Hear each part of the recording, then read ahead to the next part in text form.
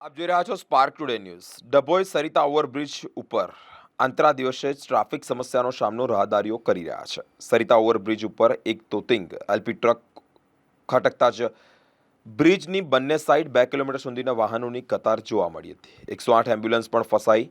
જોકે 1 કલાક બાદ પોલીસ આવી અને ત્યાં પોલીસ પહોંચતાની સાથે ટ્રાફિક નિયંત્રણ કરવામાં આવ્યો છે. મિત્રો, ટ્રાફિકની સમસ્યા ડભોઈની સરિતા સોસાયટી નજીક 3 થી 4 વર્ષથી આ ફોર વ્હીલર ટ્રેક ઓવરબ્રિજની કામગીરી મંથર ગતિએ ચાલી રહી છે, જેને કારણે આંતરા દિવસે ટ્રાફિક જામની સમસ્યા થતી હોય છે.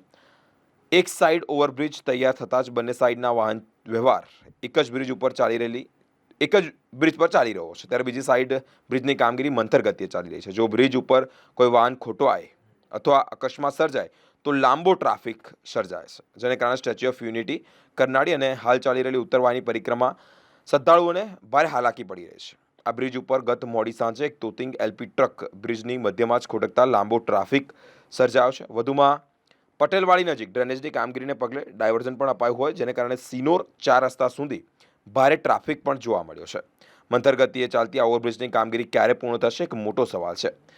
અનેક લોકોને હાલાકી પડી રહી છે, જેને લઈને જ લોકોને પારાવાર સામનો કરવો પડી રહ્યો છે.